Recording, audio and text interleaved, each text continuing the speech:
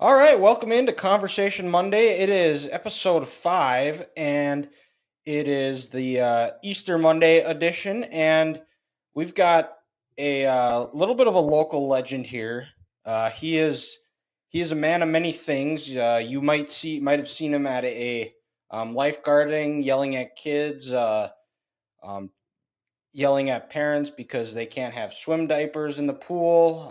He is played football at DSU. He's the host of, is it Hawk Talk? Yes, sir. Host of Hawk Talk, and he did some stuff for the Big Sticks. He was your friendly neighborhood beer guy there, and he also played football. I think he did some coaching. So we bring on. He doesn't really need much of an introduction, but here I am. It is Colter Wild Bill Hickok. Colter, welcome. Thank you very much for having me on, Dylan. I've been around DSU and Dickinson for the last 6 years, so I'm just happy to be here. And Hickok, Wild Bill is a relation to me. I've been told the sixth generation cousin. I could have been lied to my entire life, but it's a good story, so we're just gonna stick with it. I would roll with it. That you should be like, if you, I don't know if you've ever gone to Deadwood. I have. Okay. I might have a story to tell you. All right. Well, let's hear it. So let's hear it.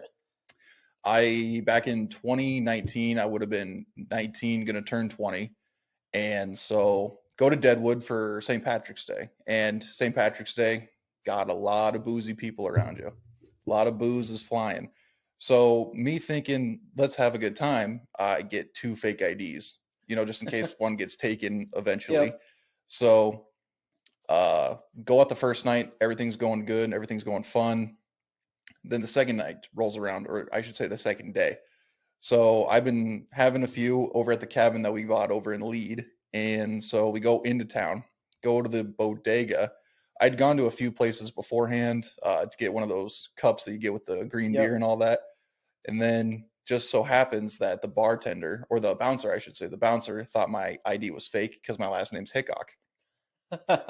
And it just so happened that the ID was also fake. So go over to the cops, I should say. We then go over to the cops because he said, if I call the cops, is it going to be real? I'm like, yeah, go for it. Trying to call his bluff. Turns out the bluff was real. It was the truth. So go over to talk to the cops. And another funny story about this too. The cop who arrested me is a sister-in-law to a high school teacher of mine back in Laurel, Montana. So my real ID had said Laurel, Montana, because that's where I'd got my permits done and all that. So the cop texts the sister-in-law. She's like, hey, do you know this kid? So my entire high school knew about me getting arrested before my parents actually found out about 6 months later. But I'd be double cuffed in the back of a cop car. And I don't know if you've ever been in a cop car, Dylan, have you? There's been a few times I've been pulled over and I've had to sit in the front seat. I've never been in the back. Well, let me tell you, the back seat doesn't fit very big people in there. No. So I had to kind of wiggle like a worm just to get in the cop car. My face is pressed up against the back seat of the driver's side. People are laughing and pointing at me as they cross the street just because the cop car is right next or across the street from the bodega if you've ever been to Deadwood. So kind of on that corner, and my feet are still hanging out of the car. So they're like, all right, we're going to close the door. I'm like, wait, what? Door slams. My ankles are now sideways in between the seat and the door. Oh, so, and was your hands were behind your back the whole time too? Yep. And the thing about that, I had to be double cuffed because I couldn't put my arms all the way behind my back. So they had to use 2 sets of handcuffs on me. It's too much time in the gym, Colter. That's what that was. Honestly, I'm just a big freaking unit. So how long did you spend in jail, or in, I don't know. Yeah, I guess it would be jail. Yep. Or detention center or something where you. How long were you sitting in there for? I got arrested at 2:30 in the afternoon. I got out at 8 in the morning on Saturday or on Sunday. So Saturday afternoon to Sunday morning would have been 19 and a half hours. Oh, did you make any friends? What was? I didn't. Did they take your clothes off? Did they give you? Oh yeah. And you got like printed. Did you have a mugshot? Yeah. So they made me take everything clothing off that wasn't white. So that was like my socks, my underwear. So I was free balling in jail. Free balling in jail. They gave me 2 small of pants, and with my butt hanging out, I had asked the guard for bigger pants. So I went from a XL pair of pants to a 5X pair of pants, and so I had to roll them up at the hem, and it was rough. and they gave me like a scratchy V-neck. It was navy though, so go Hawks, right? Yeah. So then they also gave me a pair of Crocs. I was wearing Crocs in jail. That was pretty cool. They gave me a phone call, and one of my friends, her name's Kenzie, she loves Crocs. So she was my only phone call that I told, hey, in Crocs, or in jail they give you Crocs to wear. And she was like, why the hell are you using your phone call to tell me that? And I was like, because I thought you would think it's funny. So, and then what was so when you're booked, and I've never been arrested, and hopefully, knock on wood, I never do. But like, so do you?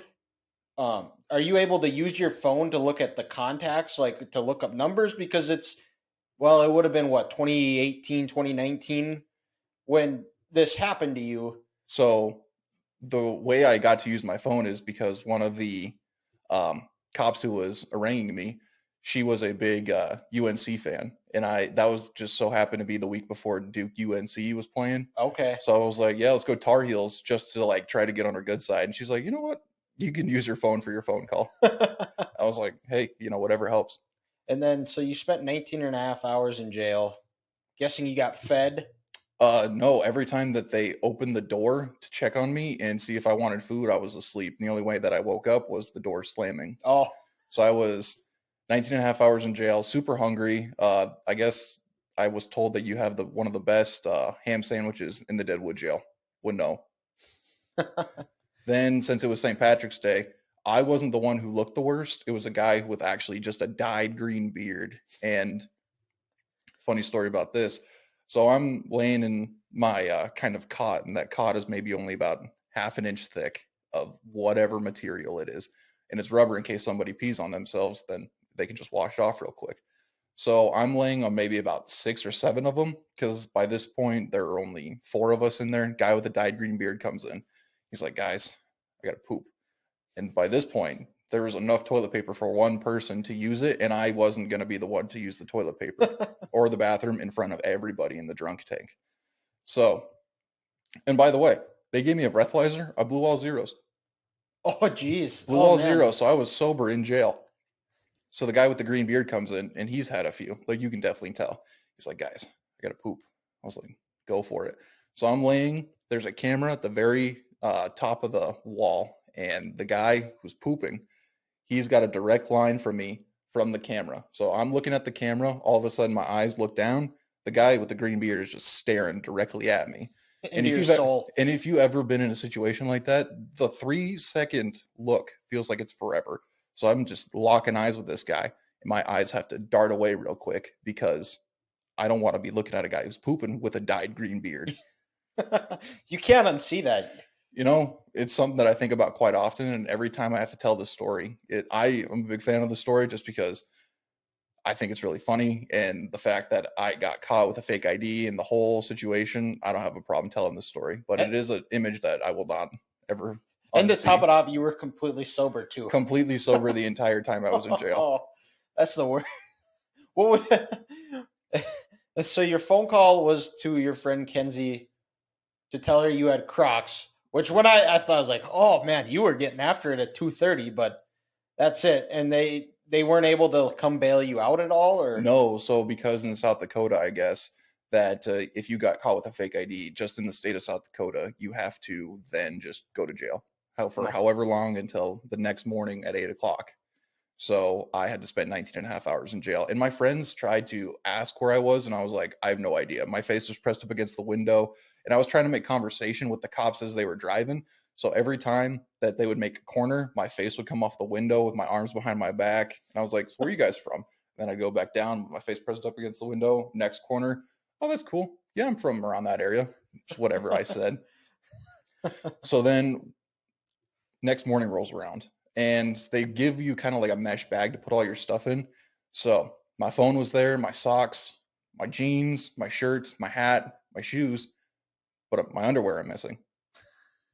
So I was wearing some Under Armour compression shorts, whatever it was.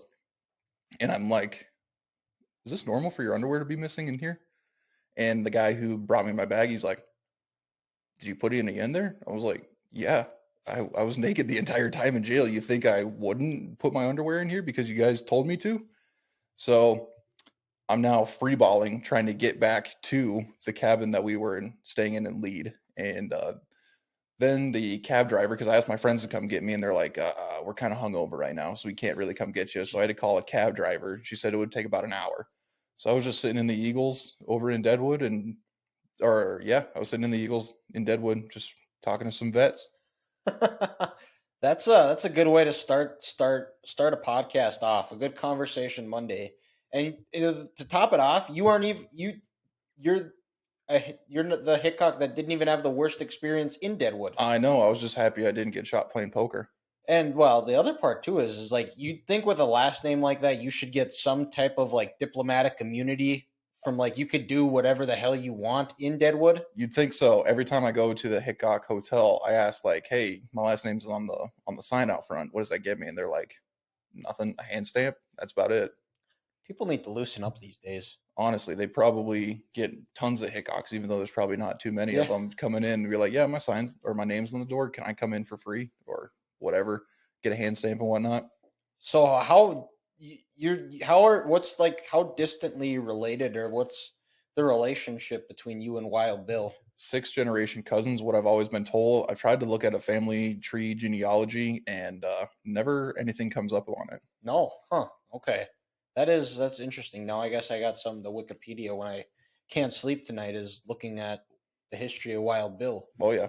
But but you mentioned you grew up in Laurel. What was growing up in Laurel like? What was kind of some of your activities? What were you doing? What was young Colter doing from birth to 18? So I went to high school in Laurel, but I actually am from Bridger, Montana, which is Okay. about 30 miles to the south of Laurel and about 45 miles away from Billings. So I went to Laurel the summer between my seventh and eighth grade year. I went to a Laurel locomotive football camp, and the coaches are like, "What are you doing? Like, you want to come play over here?" Not, I did get recruited. I did not get recruited like they do over in Billings Central. So I didn't get recruited over there, but I talked to my parents and my younger sister. She was 2 years below me in school, so she was kind of finishing up her fourth grade year. Then fifth grade goes over to Laurel, and yeah, I'm loving it. It was a big class jump from Class C to Class A, and I felt like I was doing pretty good football wise. I got to try wrestling, basketball, even though basketball was over in Bridger as well. I was the sixth grade leading point scorer for the Bridger Okay. Scouts. Well, I've seen the picture on Twitter, and when we tweet this or this episode drops, you might have to send me it so I can tweet that picture out as part of the as part of the promo for it. Oh yeah, I would definitely do that. But in Laurel, it was not the worst thing. I really loved it being a locomotive. So my family, we got an apartment over there, but we kind of every other day we'd go back to Bridger. So my mom worked in Billings, so at a school, and my dad he was still in Bridger at a bank Okay. called the Bank of Bridger. Oh, gotcha. Okay. Well, there's a lot of skiing there. Did you grow up? Did you do a lot of skiing, snowboarding? In Red Lodge, yes, technically. In Bridger, we would kind of go. Red Lodge is only about maybe a 30-minute drive from Bridger, so we'd go over there maybe in February sometime every year. And yeah, I mean, the last time I went skiing, I think I got a concussion. So I've kind of stayed away from that, just get to hang out in the lodge. Yeah, there you go. There you go. And now that you're 21, you can drink legally there. Yeah, Red Lodge Brewing Yeah. Company, all that. Okay. Yeah, I've been there once. I don't remember the places we went to or anything. Probably a few many drinks at the old Red Lodge Brewing Company. Could have been. It could have been. I remember. I remember there were a couple of fights I saw. Like there were like two going on at different times at different areas of the bar, which was like, oh, okay, this is like I feel like I'm on the set of Yellowstone. That is also highly contested as not a good Montana show. Is it really? I feel like I have heard that like because it's brought in a lot more of the undesirable people. I would say undesirable. Montana loves everybody. I mean, it is also kind of, I know, probably shouldn't say this, but we're recording on 406, Montana's area code. Also, Yeah. April 6th. Good Montana Day right there. Yeah, 406. It was yeah. Well, yeah, and yesterday was 4523, which Michigan fan, if you see over there, I did. I the did catch that. 4523. So that, I guess back to back days for both of us. Absolutely. And so, and another hotly contested thing in Montana is: are you a cat or are you a Grizz? Oh, so growing up, it was a Grizz thing, mainly just because the Bridger Scouts, they were maroon, so I was like, yeah, Grizz all the way, I guess. Goes with the color scheme for Bridger. But then my older sister, she goes to Montana State, and at this point, you got to convert. So I've been a Cats fan ever since about 2012. 2012. Okay. Okay. There were some couple of rough years there. Yeah, I did go over to the playoff game when the Cats go over to Fargo to play the Bison, Oh, and those were not rough games, Colter. I don't know what you're talking about. they were very rough. But I couldn't say any more nice things about the Bison fans. They are one of the most welcoming people. My roommate and I, he was also a Cats fan. My freshman year. So we go over to Fargo, and the Bison fans are just super welcoming. We're wearing Montana State shirts, but the Bison fan, they invited us into their tent. We had food with them, some brats. My roommate did try to hit on a girl from Minnesota and kept making fun of her accent. So don't know if he worked out really well with that, but no, I couldn't say anything more nice about Okay. Bison Well, fans. Bison. Bison fans? Yeah, Bison fans, not Bison. My But bad. I've only been living here for 6 yeah, years now. You think I would have picked that up? right. Well, there's some people, and I'd say that kind of just being facetious, but it is. There are some people that are very, very particular about it. That I'm like, yeah, whatever. I'll jokingly, Hmm.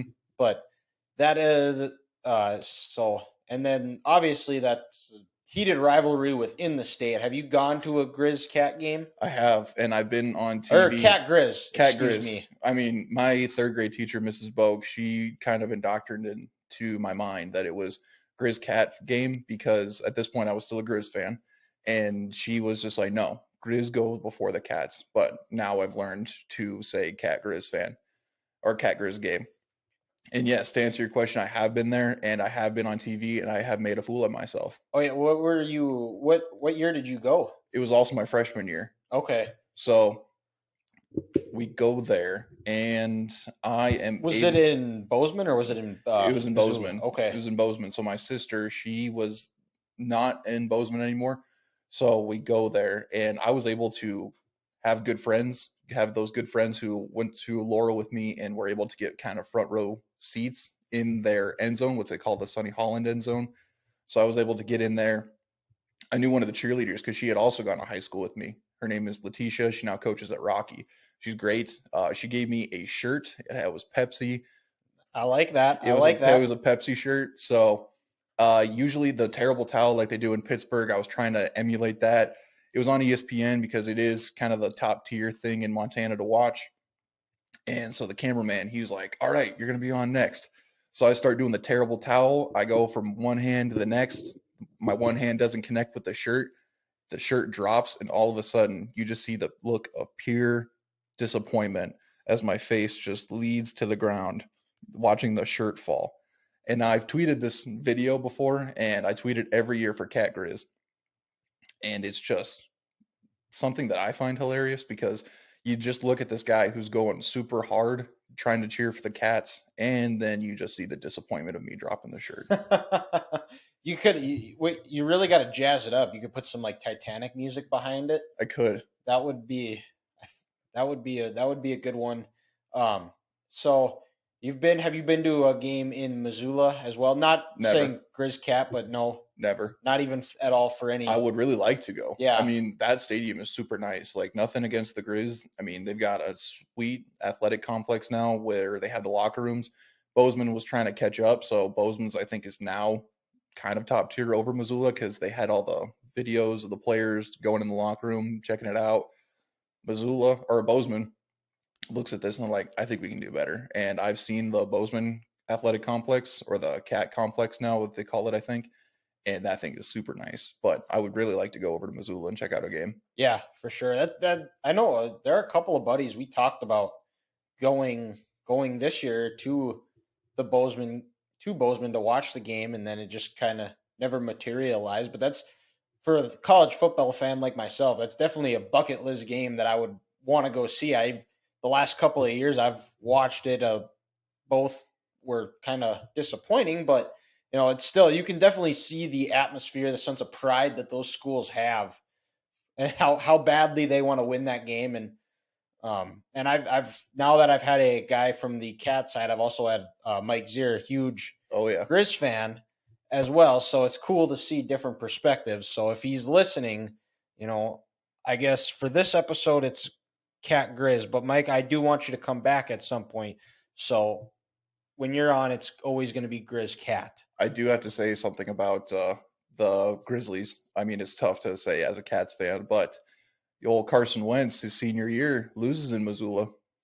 That game was a snowball, if I can remember correctly. His senior year, even though he had won a ring every year that he was at NDSU, his first loss was against the Grizzlies. It wasn't. Was it his first loss or was it would have been no, it was his second. Was it? They lost his first year starting. They lost to. They went down to Northern Iowa and lost. But yeah, no, it was. There was those wildfires Oh yeah. that year, and it was like really really smoky. And they had Bob Stitt was the coach for the Grizz, and they, I think they ran like 100 and some plays, and they scored with like a second left.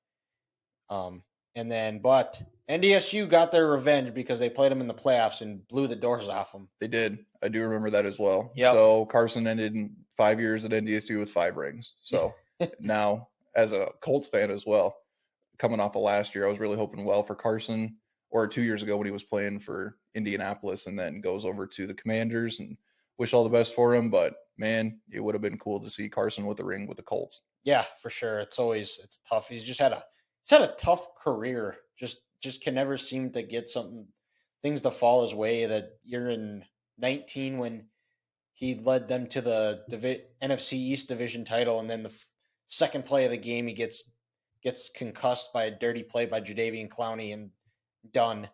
And then it just has not seemed to catch back on anywhere. Find that play.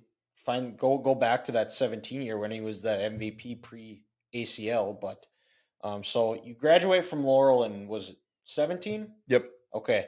And then what you came to DSU. Were there any other schools that you were looking at or were looking at you? So every NAIA school kind of reached out to me that was in Montana, between Rocky, Carroll, Northern, my Western. No, Western wasn't one of them actually. Screw the dogs. Yeah. So yeah, kind of everyone except Western was looking at me, and then Jamestown over here was looking at me. And I didn't really have the best kind of senior year in the second game. It was our homecoming game. And so I broke my thumb. I got caught in a guy's shoulder pad within the second to last play of the game. I was playing nose, and I just got caught in a shoulder pad trying to go for the strip sack. And I mean, I got it, but at what cost? Yeah.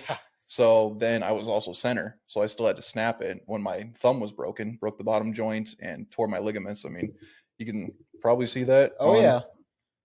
On camera, but when you're listening, it's probably not going to show as very well because this is a visual that you have to see. Yeah. So you then have bone anchors in there, but playing center the second last play of the game, I had to snap it twice. That was probably one of the most miserable things I can ever imagine. After the game, super fun. We had a homecoming dance. My thumb and my palm were probably looked like they were holding a baseball, just completely black and blue. And I didn't go to the hospital for 2 days after the game because my sister, she had to go to Lewistown. So my family went to watch a volleyball tournament. So my hand is like, I can't move my thumb. I can maybe only move it about that much, if you can see that. So my grandma at this point, she was like, Russell Wilson, when he was playing for the Seahawks, Russell Wilson just used to ice his hand, and he turned out fine. And I love my grandma to death. Not the best advice at this point. So go to the hospital, and then turns out broken, torn ligaments. So couldn't thank the surgeons enough, all the doctors who had helped me out. So then the rehab process, it was great. All the rehab people that I worked with, I really can't remember their names. I really want to shout them out. But then I was able to be lucky enough to talk with Jay Schillinger when he was still here and not in Missoula with his brother. and now his brother's coaching for Yeah, U the Mary. Marauders. So get the call or get the text from Jay Schillinger saying like, "Hey, we want you to come up for a game." By this point, I'm in a cast, so they're like, "Why the heck did we even ask you to come up here?" But no, then recruitment rolls around, and I really liked the campus. Came here for an official visit. Really fell in love with the campus. Fell in love with the community center here. That was the kind of the main reasons why I became a lifeguard is just to work there during my college career, and I couldn't be more thankful for that. Week rolls around a couple days before signing day, and I call Jay Schillinger, and I'm like, I want to be a Blue Hawk. Okay, so what else kind of went into it? You mentioned the campus. What were you looking at studying? When I first came here, it was elementary ed. I really wanted to be a teacher, and when DSU was then known as Dickinson State Teachers College, my one of my coaches, he had actually he was an alumni here. His name is John Hicks. Could be more thankful for him. I mean, without him, and he told me all the great things about Dickinson and how he became a teacher that way. I mean, all really thanks goes to my parents, John Hicks, and Samuel T. May. Yeah. And then so and I'm guessing you had a little bit of familiarity with DSU because you guys would come up here for hot camp every year. Oh yeah, Did that play into into it at all? So seeing the facility, seeing where you were going to be playing. it did actually. So my senior year, my last hawk camp as a high school player, they bring the seniors to check out the BAC, to check out the locker rooms because at this point we hadn't seen them. And so they bring in all the seniors and they're like, yeah, this is where you could potentially be playing. Like if we like you. So get to see the campus, get to see the facility. I mean, by this point we were living in the dorms for 2 days. Got to check out the dorm life. I wasn't in DeLong, but I lived in DeLong my first year. I was in Selkie and I was in Woods. Woods was a lot of fun until it wasn't because the air conditioning wasn't on at this point. So it was just miserable. Selkie though, that was a lot of fun in Selkie. Well, what is a true college experience if I don't think you've truly experienced college if you haven't lived in a dorm with no air conditioning that first week because when I went to NDSU it was the same exact way where it was like 100 degrees every single night. There was no AC. I was on the seventh floor and like I'd wake up in the middle of the night just a dead sweat. Like I think I sweated so bad I completely bleached through my sheets. My roommate and I, his name's Reese Hutton. Love that kid. He and I had a tower fan, and that thing didn't turn off from August until December.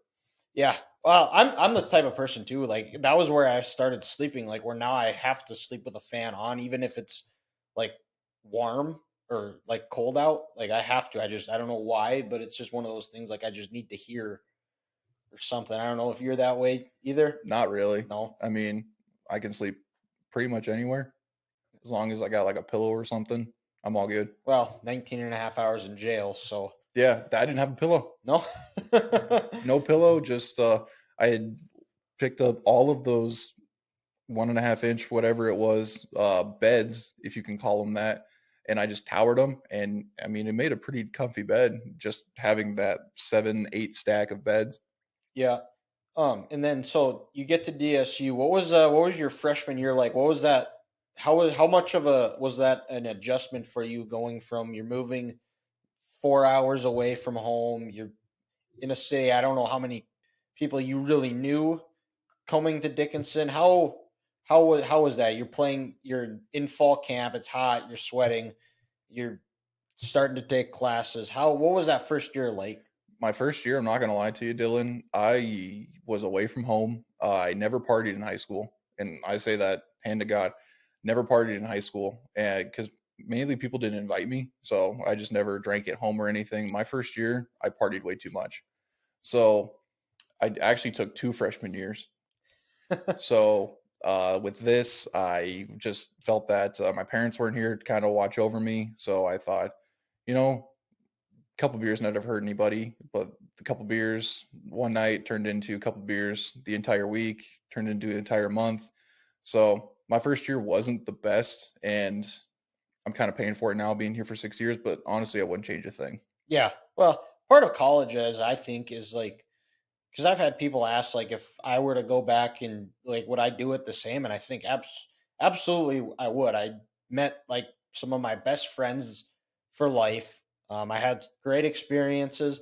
That's most of what college is, I mean, yeah, you got to go to class and get a degree, but still, it's like, you know, you meet friends that, potentially you're networking with, or even if you're not friends with them, you're like, oh, I went to class with him, I'll call him up, things like that.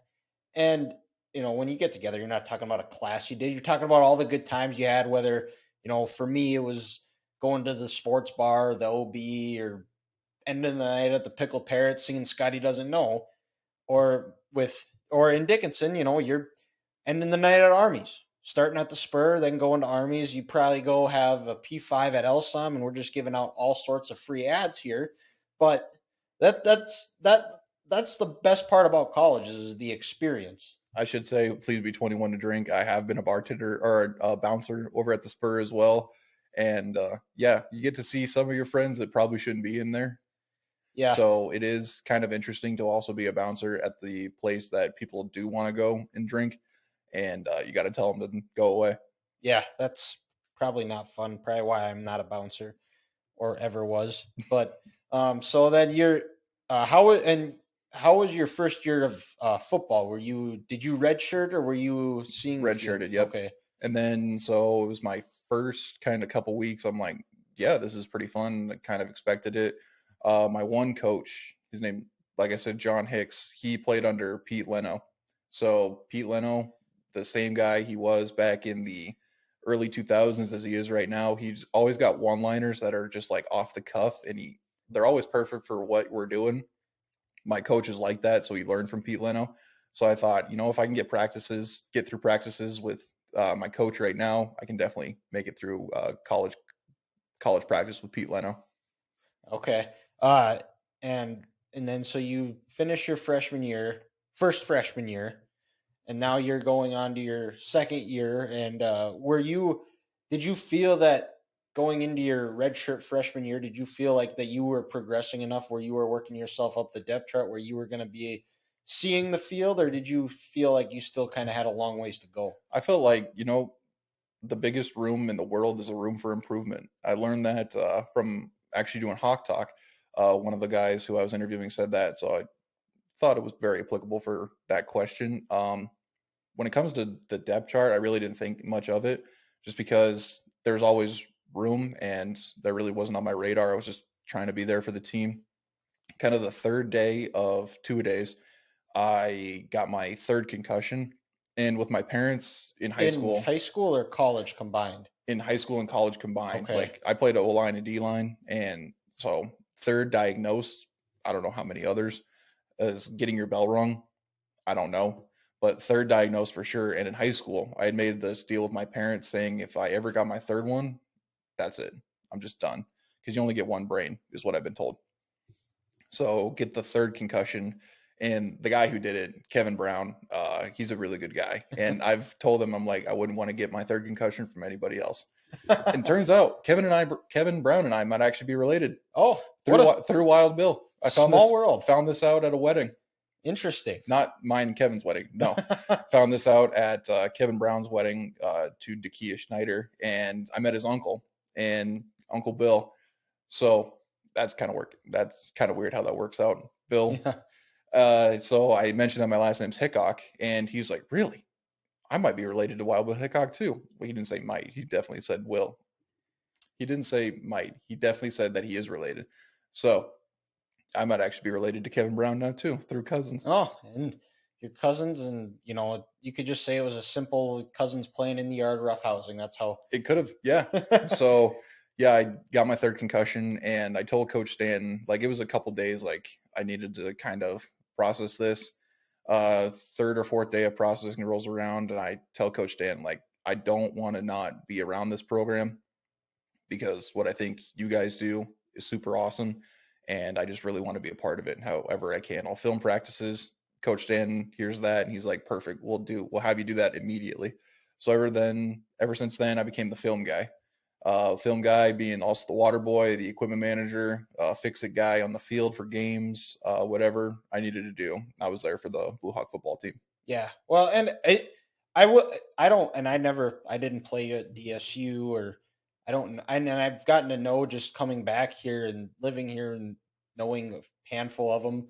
But and I don't know what it's like compared to other smaller schools. I know what NDSU is like. I don't know what UND is like, but the culture that Coach Stanton has at DSU seems very similar to the one of NDSU. How it's very welcoming and it's very work oriented, and they treat everybody like they are a family. Because you could see that even like how big homecoming is at Dickinson State. It's a huge deal. They have the second best tailgating in the state behind NDSU, I would say. Just how everybody rallies around the team in the fall is a very cool thing to say, and that's just a credit. And seeing all the guys that want to come back for homecoming or come back, and they how proud they wear that the Blue Hawk pride on their sleeve. Absolutely. I mean, we got one of the best tailgates in the state of North Dakota. I mean, or maybe the world. I don't know. There's probably better ones. But I really have enjoyed the tailgates now because through the foundation, the DSU Heritage Foundation, Seth Moorkirky started the Blue Hawk Game Day, and that plays through Consolidated right before the football games. We're kind of able to do our own college game day show with we used to do the Phil or the Lee Corso putting on Buster's head for when we want the Blue Hawks to win. But yeah, through Seth Moorkirky, we started doing that, and I've got to enjoy the tailgates a lot more, incorporating the fans into the game, getting their perspective about why they like being a Blue Hawk, and just that it's a whole family atmosphere, as you said. We asked this question on Hawk Talk: what does DSU mean to you? The number one answer is always family. So if you are a Hawk that lives 1,000 miles away, I mean, you're still part of the Blue Hawk family. So, Colter, what does DSU mean to you?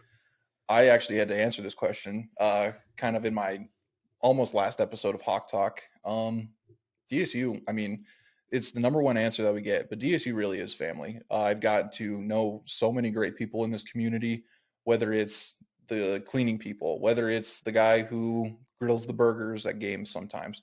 It's always about the family. I don't want to be like Vin Diesel from Fast and Furious, but it really is a family. This community, getting to know people at the rec center has given me a lot of exposure out in the community. People are like, "Aren't you that guy from Hawk Talk?" Or "Didn't you teach my kid swim lessons? Didn't you yell at my kid one time for doing something dumb at the pool?" I'm like, maybe. So DSU, I can't say it enough. I love this place. DSU is family. It wasn't because that's why you've gone to college here for 6 years. Is that correct? Yeah, that plays into a fact. Yeah. Or actually, no. You're going to be a doctor, right? That's why you're here for 6 years. I mean, not to quote Tommy Boy, because Tommy went to school for 7 years at Marquette, but a lot of people go to school for 6 years. Exactly. So when you walk in, it's only about a month away. You could, you should really, and I think because as much like as I've tweeted out too, is you can't tell the story of Dickinson State without Colter Hickok.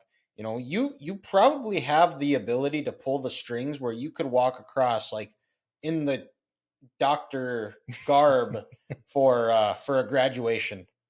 That could be a possibility. I've applied my name, or I put my name in the hat to be the graduation speaker. Whether or not that happens, I'm not exactly sure. I'd really love to do it. I'd interviewed Pierce Brooks. He was the very first graduation or the student graduation speaker for Hawk Talk, and he said kind of doing that helped him through and progress him being a public speaker in general. He and Dr. Grabowski kind of worked on that together to being the first student speaker, and he did a great job. I watched his video of it, and the guy can talk. Pierce Brooks, if you ever look him up, he's not a motivational speaker. He's a power speaker. That's what he calls himself. So yeah, Pierce Brooks, he was the very first one. And I don't want to emulate anything that he has to say because he did a great job of what he all to say. I feel like I've got a different story than a lot of people, but still something that people can relate to. So when do you find out if you're going to be the speaker? I know they're in committee meetings right now about it, and if I find out, great. And if somebody else's get picked or somebody else's name gets picked, that's great. I mean, I kind of heard who all applied for it, and everybody's got a great story. So if I get picked, great. And if not, congrats to them. They're going to do a great job. Yeah. Well, I mean, you're in elite company though, as far as people that have gone for more than 5 years. I mean, you've got Tommy Callahan. You also have Bert Kreischer. Yes. Also, I just went to go see him in Bismarck when he was oh, there. how was he? It was awesome. I mean, How? he told some jokes from his new special Razzle Dazzle, and he told some stuff that was still being worked out. I was able to sit in the front row, Oh, and I felt really bad for this one lady who was sitting next to me. My arm, I don't know if you know this about me, Dylan. I sweat a lot. So I was wearing the shirt that was not the most breathable, and I had moved my arm a bit where her arm touched the back of my arm. I heard her audibly gasp, and she was like, "Oh my god!" And so I was just trying to position myself to where she wouldn't feel my sweat anymore, and I immediately heard her talk to her boyfriend. And she's like, "This guy's really sweaty next to me. Like I don't know what to do." So I felt really bad. And as soon as the show was over, Bert slams his drink and I just immediately throw my coat on because I look and I am sweating from my armpit down to my belly, through my armpits. Like nothing from like my neck, it's all in my armpit. How was? Did he tell the machine story? Absolutely. He Did told a he? machine story. And then Okay. we sang God Bless America right in between, and we sang the Star Spangled Banner. I think I saw that. I I'm pretty sure I saw that. And well, he's got a movie. He's got a movie coming out about the machine. Oh yeah. I'm definitely a must see. But hilarious guy. Have you read the article about him in Rolling Stone when he was labeled the number one partier at the? I have, and I think that something I tried to strive for was to just be my own person, but at the same time, I might have been emulating the machine. One of the funniest things about the machine and him being in Bismarck was when he had a show in Fargo before he had the show in Bismarck, he was telling the story thinking that he was in Bismarck to the people of Fargo. So he was saying, like, oh, yeah, I was here back in November and like my bus got stuck, and they're like, that's in Bismarck.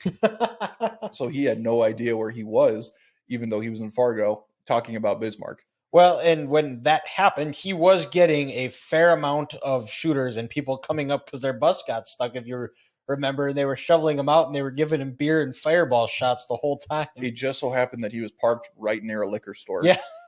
So yeah, a couple of guys who were sitting by me, they were like, I was there. We partied with you. We had the plow that got you out. So, I mean, North Dakotans are always there to help people. They are, and luckily they didn't have to do that from the storm we were supposed to have this week. Thankfully, Yeah. that was I was kind of over it. I don't know about you. I think we were probably going to have a solid August without snow because, like in Butte, Montana, they can have snow any time of the year. So I was really hoping that Dickinson was going to kind of avoid that. And yeah, I think we're finally going to have like a solid, decent spring. You gotta hope. You gotta be positive. I try to be the mirror of positivity. That was why I started Conversation Mondays, is for people to listen and be uplifted by the to get their week started off on the right foot. Um, but the snow is terrible. Hopefully, it looks like we're on the up and up. But going back, so how did you get involved into doing Hawk Talk? So, kind of along with working at the foundation, being involved in the student senate, it's kind of just a pipeline. Like you do student senate, you go work at the foundation, you do Hawk Talk. And so Seth and Susanna, Seth Morkirky, Susanna Moberg, they had put out a tweet through the foundation like saying, do you want to be the next host? And me thinking, well, I wouldn't never be a good interview. What if I'm the interviewer? So I put in my application. A girl from Billings Central, Ellie Hanser, she also put in her name in the application process. So it just kind of happened to work out that a Laurel kid and a Billings Central kid happened to do Hawk Talk together, and we kind of talked about that. It's like a Romeo and Juliet type of thing here. No, or not Sharks and Jets. Sharks and Jets is way better to say that. That one, the Romeo and Juliet. That's the first thing that popped in my mind. Probably a bad analogy, but Sharks and Jets. Yes, we got her there. Yep, Sharks and Jets. That's a more solid analogy for how this relationship was. So yeah, Ellie and I, we kind of took over, but Seth and Susanna were still there. They gave us kind of the tools and how they ran their organization process, their interview process. And I think thanks to them and Parker Robinson, Nate Easton for starting that, bringing it over to Consolidated Telecom. Then Seth takes it over from Parker and Nate. Susanna gets added on. Ellie gets added on. I get added on. And yeah, that was my sophomore year. So I don't know if I took 2 freshman years back to back or my freshman year was after my sophomore year. I don't really remember. Don't know how it's going, but I just know I took 2 freshman years. But yeah, my sophomore year, that's when I took Hawk Talk over. Okay. And do you have and you did that for, so is that what, 4 or 5 years now? Yep, 4 years now. Okay. Is that going to continue, or have you had to retire? I think we've got 2 more episodes coming out. Okay. Yeah, that final one. We've kind of started something where we get President Easton on to get and kind of give his end or kind of state of the university, see where we're going, then see you next year. That one will be my last one. Okay. Okay. Do you have a memorable memory, memorable guest that you that a favorite one that you've gotten to do over the years? That's tough. I think I counted the other day. I think I've been involved in maybe 75 episodes of Hawk Okay. Talk. So I have quite a few. I think my first one might be my worst interview just because of how bad it was. And now progressing and seeing how I've done, it was Tiger Fry and Noah Stickler together. I given the questions beforehand just to like say, yeah, this is what I'm going to be asking you. I'm no funny business. I didn't elaborate on any of the questions. Just like, yep, here you go. I had asked Noah Stickler because he transferred over from University of North Dakota, and I was like, yeah, I've understood you had some eligibility trouble, and I was going to elaborate saying like going from NCAA to NAIA. He just chimes right in. He's like, oh yeah, I didn't really do the best, so my eligibility is not good. And I just sit there and I'm just like, ooh, that's not where I wanted the question to go, but I guess here we are. Yeah, So Coach Stanton got some papers on his desk on Monday that he's being investigated for Noah Sickler's eligibility. So that's where I wanted the question to go, just having some trouble going from NCAA to NAIA. And yeah, then Noah Stickler decides to talk about his eligibility for academic purposes. And so you have that. The one I remember is the one you did with Russell and Connor McCarville asking. That is also another good one, too. They Yeah. I watched that, and they kind of like, because you did a good job of kind of hyping it up and doing a good promoting it. And then when I watched it live because I wanted to see the reaction. They both like looked at each other like you were serious, that you were, everybody wants to know if they were related. So to give context to this, I had kind of given them like I was going to tell them a funny question, didn't tell them what it was. So those are their genuine like reactions to that. So I had said there's been a lot of speculation, a lot of controversy going around here on the campus, and since both of you are here, can you both put this answer to rest or this question to rest? Are you both related? Connor looks over at his dad. His dad is just breaking out laughing. Connor has the most like question look on his face, like, am I actually your son? And so that was kind of the context behind that. So I'm thinking it turned out really well. Just the fact that I did kind of put some effort into how I presented it to Twitter, put some like really tense music on there and tried to add Connor's questioning look a few times around him. I think it turned out really well. Yeah, it did. I enjoyed it. So did you find out, do you do all the editing, the cutting, the clipping for Hawk Talk, or do you have somebody else that does that? So Consolidated, they all do that. Oh. So Ron Rhodes, sorry, my phone's ringing. Oh. Ron Rhodes and Trace Wells, they do a fantastic Yep, job for I us. worked with Trace. And so they do a really good job just hanging around with us. Sorry, that was my phone. They do a great job for us, and I've gotten to know those guys really well. And yeah, I couldn't say any more nice things about those guys. They have just been there for us. And sometimes, we hit a deadline a little too late, and they are very understanding, just because they want to see the show. Sorry, they want to see the show do as successful as it can be. So they are there to give some ideas. One interview that we did with Coach Stanton, I had may or may not have done a belly flop off one of the guard stands after the Blue Hawks had done a kind of retreat over at the community center, the outdoor pool, and I had to be the lifeguard. So I may or may not have ripped off my shirt and then proceeded to jump off a kind of a vinyl lifeguard stand, and the lifeguard stand falls backward, but you can't see that in the video. So Trace did the 1966 Batman intro where the bat would fly in and the video popped up and we had our logo spinning. So that was Trace and I's kind of idea that we implemented into the show. Oh, that's good. Trey. I've worked with Trace when I was doing color for the big sticks, and yeah, that guy he knows his stuff when it comes to that stuff. He does a great job, and lucky to have him. But so is the Hawk Talk, is that, or is there another avenue of talking media type of thing? Is there something that you would want to do down the line, or I mean, if the opportunity presented itself, I think, yeah, I'd be all for it. But at the same time, Hawk Talk is also supposed to be a student run show. And I think having kind of new students take it over year after year, not that I didn't leave.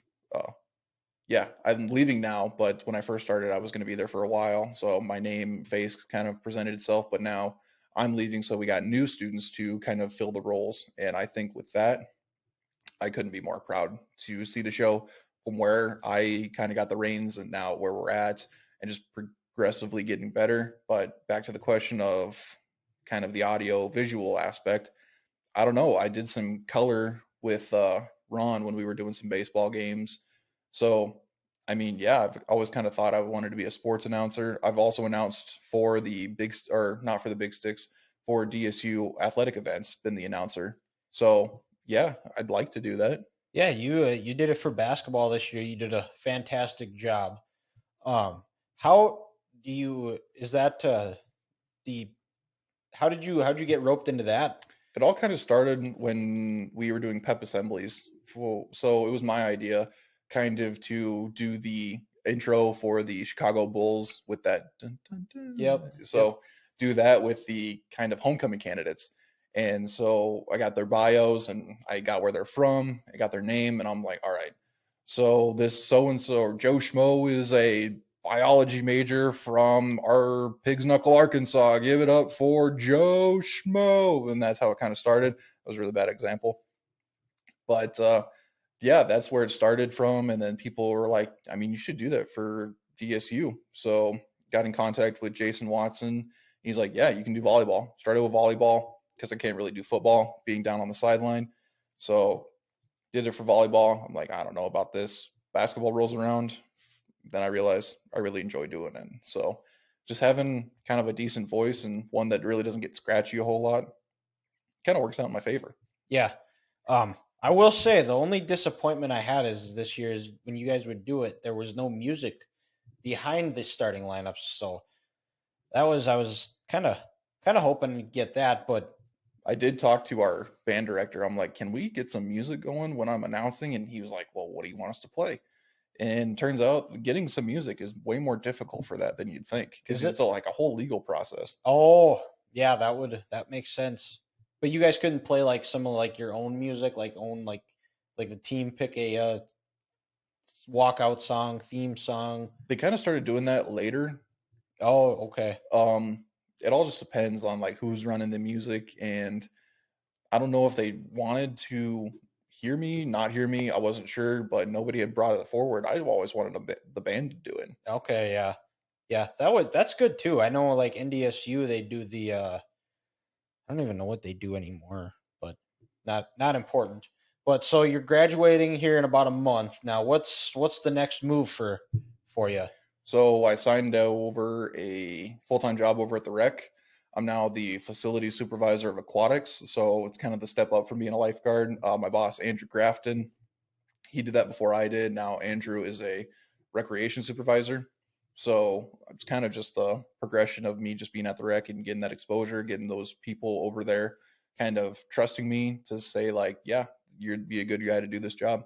Yeah, so that's are you excited? Are you nervous? How are you feeling about it? Well, I can say for anybody listening or watching this, we need lifeguards. So if you are over the age of 15 watching this show and want to take the lifeguard course, we got one coming up May 6th through the 7th. And then we got another one May 19th through the 21st. If you can do a swim test and you're able to swim, we will gladly take you as a lifeguard. Okay. And then so you have that. Is there gonna be any involvement with DSU still, or If they want to keep me around to keep announcing, I'm not going to say no. okay. Okay, gotcha. And I got it. one more thing, and then we'll get you out of here. So you traveled with DSU for a long time, going on long bus rides, road trips. I guess I have two now. So what was your favorite place to go play, and then what was your least favorite as far as like stadium, locker room, field? I thought you were going to bring up the bus accidents. Well, we can now you brought it up. So That's where I thought this conversation was going. I thought we were talking about the amount of bus accidents that DSU has been involved in. I did not know they were involved in a lot. Like more the amount of hands or fingers on my hand. That's how many. And how many of them were you in? I was involved, or I didn't do anything in them, but I was involved with 4 of them. 5 is when the defensive bus got into an accident. So to answer your first question, I think my favorite has to be. That's tough because I always got to see the locker room. I never dressed in the locker room or did anything, just except go in there to put some stuff away, get some stuff for the guys, and then head over to the field and get the field ready. So I think my favorite field might have to be. I mean, is it cheesy to say DSU's field? Road game. Oh, road game. Yep, Okay, yep. that's I think even more tough because their opponents don't have as nice as facilities as DSU's. What was the best? Okay, then let's go atmosphere. Best atmosphere that you've gotten to be a part of. Oh, okay, so the best atmosphere that would have to be the first road win for DSU in Orange City, Iowa, when the Hawks go over to Northwestern to play the Red Raiders. And Jay Liggins has 4 interceptions in that game. It felt like a home game. The amount of fans that came over on the fan bus, it was awesome to see. The first time DSU has ever won a road game or a playoff game, I should say that, not just specifically a road game, a home or an away playoff game. So then the Hawks go over to Salinas, Kansas, to then play the Coyotes. But then back to Orange City, the atmosphere was great. The people, the amount of fans that were just actually over there, it felt like a home game. Especially probably as that game got closer towards the end. And I remember watching that game. I was coming back from Minot, my sister at state volleyball, and coming back, I was watching it on my phone. And it was like, oh man, DSU's got a really good chance. Looks like they're going to pull her off here. And then Jay gets that pick. And I just remember him talking. And then some of those Northwestern guys, they did not like that too much. No, they did not. But the amount of people that were over there, the fans, the actual players on the field, like, were just super happy to be involved in that game. Yeah, for sure. And then what was the worst field that you played on? So the worst field, I mean, I feel bad for saying this, but the worst experience that I've had being involved in the Blue Hawk football team would had to have been last year at Presentation, because the game got delayed 6 hours because there were no refs. Oh, I remember. That's right. So yeah, everybody was super ready. The game was supposed to kick off at noon Central Time, and we had to wait 6 hours for the refs to get there.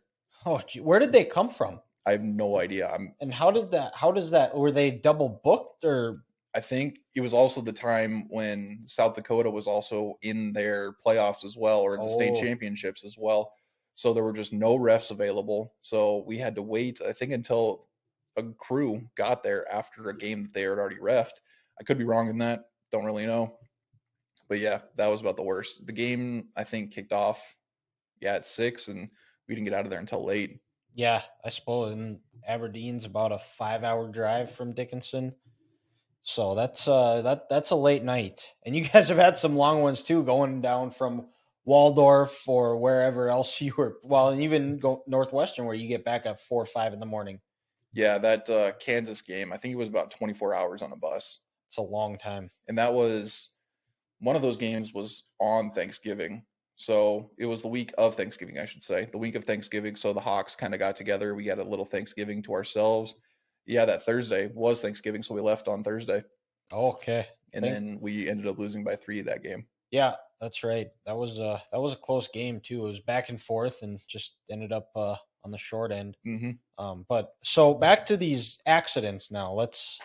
So yeah, these bus accidents. The very first one that I was ever seeing a part of it we were headed down to Dakota State, and this game had been delayed by a day because it had snowed a bunch in South Dakota.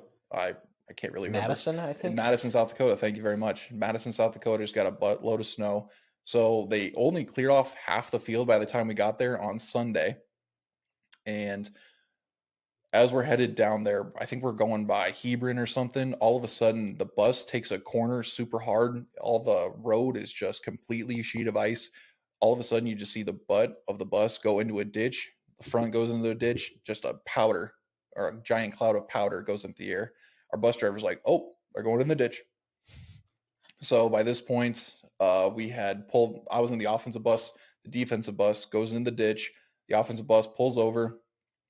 Get all the defensive players and the offensive players together on one bus. The coaches stay behind. So that bus full of players then has the day for themselves pretty much, even though they got to play a game in a couple hours. They head over to Sturgis and they got to the Sturgis gym. They were playing ping pong, kickball, whatever it was. But yeah, I just stay on the one that was in the ditch. Luckily, we were in Buffalo because it was Hardin County sheriffs that pulled us out. Oh, And by this point, in my jail story, I forgot to mention that when I got to court, I couldn't be in the state of South Dakota for 365 days. So it just so happened before my court date that I get pulled over by the sheriff who's now on our bus, who then pulls us out. So, I mean, way to kind of circle back to my jail story. But yeah, I wasn't allowed in the state of South Dakota for 365 days. well, luckily you weren't driving, so you didn't get carded at all. That is true, but I kind of kept my head down Yeah. because if I were to get in trouble and be in the state of South Dakota, I would have been, I think, back in jail. Yeah, it could have been. That's well, have you been back to Deadwood since I was just in Deadweird. Oh, okay. I Okay. went as Al from Al's Toy Barn from Toy Story 2. Oh, wow. All right. I don't even know what he looks like. He is bald and he kind of looks like me. I mean, yeah, you can definitely look Al's it up Toy Barn. Great radio. for sure. Let's see here. So, oh yeah, I can see it a little bit. Yeah, I got a goatee. I got a Woody doll. Yep. My sister works at Disney, so she brought me back a Woody doll. Oh, nice. Okay. So, and then the last thing is, you're at home. What's the TV show? You're not working, which is a rarity to see because every time I see you, I swear you're working or doing something. Mm-hmm. You're never out doing anything. It's always, oh hey, you're working again. What are you watching on TV? What's your go-to TV show that you're streaming right now? I got to be honest with you, Dylan. I'm not a big TV guy. Okay. I just got done watching The Mandalorian, the season that came out, or the episode that came out last night. Phenomenal. So if I had to pick, it's probably The Mandalorian. But my favorite movie of all time, it's really tough because it's between Tommy Boy and Animal House. Okay. Big Animal House guy. And then serious movies, I mean, it's up in the air. I just am a big movie guy in general. Okay. What's your go-to movie? Or well, you said Tommy Boy, Animal House. So are you a comedy guy, or do you have like a favorite action movie or drama that you like? Drama. I mean, I think probably The Shawshank Redemption. Okay. That's probably one of my favorites. I think that's the second Isaiah Binstock was on here, and I think that's what he said is one of his favorite shows. So we got 2 Shawshank Redemptions now. To wrap this up, where can people find your stuff at? Where can they follow you? Where can they get all what's going on in the life of Colter Wild Bill Hickok 24/7? I'm on Twitter. I think it's just at Colter Hickok. I come up with a funny tweet every now and then. You can see my picture that we were talking about, my leading 6th grade leading scorer that year playing basketball. I'm also on TikTok. I think it's at Colter_Hickok. And then it's HICKOK. Okay. All right. Well, Colter, this was a lot of fun. We'll have to do it again sometime. Yeah, for sure. So I hope you guys had as much fun listening to it as we enjoyed recording it. So with that, we'll talk to you next Monday, guys.